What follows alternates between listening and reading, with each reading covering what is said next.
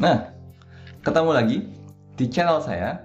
Di sini kita memasuki pertemuan kedua. Kemarin kita sudah membahas tentang alur proses produksi multimedia, di mana kemarin saya sudah memberikan tugas kepada kalian untuk membuat sebuah ringkasan cerita atau sinopsis. Nah, sekarang kita akan membahas sedikit tentang naskah dan juga skenario film pendek. Kenapa film pendek? Karena kalau kita memproduksi sebuah film panjang, itu akan sangat sulit bagi kita lakukan. Sini saya akan membahas yang pendek-pendek saja. Nah, nanti kalian mungkin saya akan suruh untuk membuat skenario atau naskah iklan yang kemarin kalian sudah buat sinopsisnya.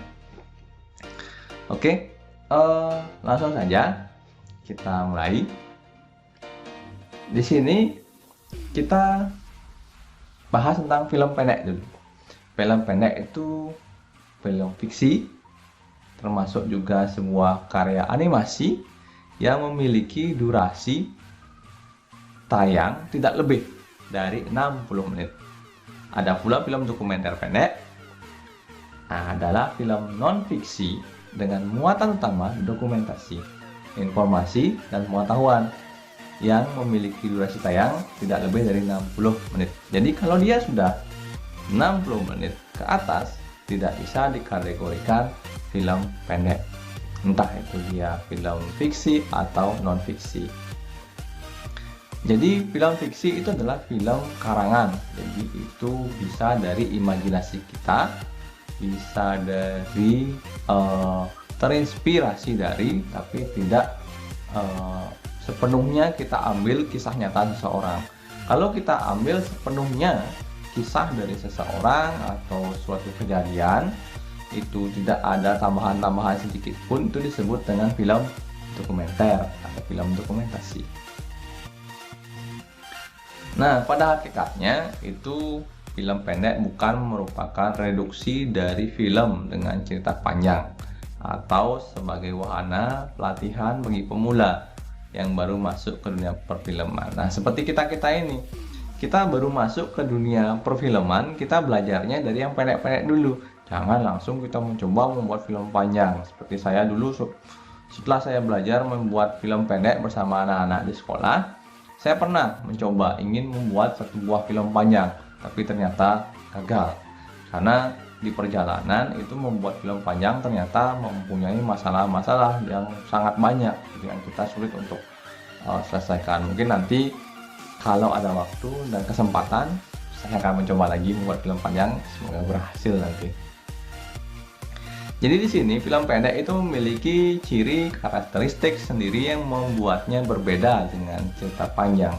Bukan karena sempit, pemaknaan atau pembuatan lebih mudah serta anggaran yang minim, tapi karena film pendek memberikan ruang gerak ekspresi yang lebih leluasa untuk para pemainnya. Jadi di sini kita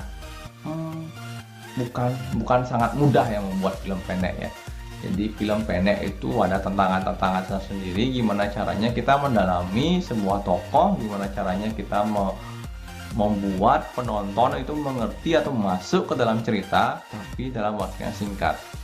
Jadi kalau misalkan film panjang kan ada waktu durasi, gimana si penonton kita ajak seakan-akan dia masuk ke dalam sebuah cerita, mengenal pemain dan lain sebagainya dengan durasi yang cukup panjang. Kalau film pendek enggak, kita gimana cara kita biar penonton cepat mengerti, cepat bisa masuk gitu, emosinya dapat.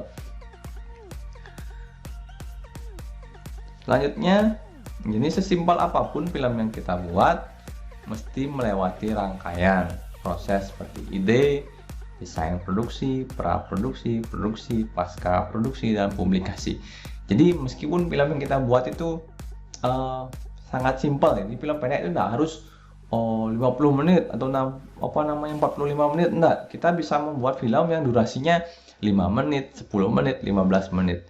Kalau biasanya saya bersama anak-anak itu membuat film dengan durasi 10-15 menit gitu.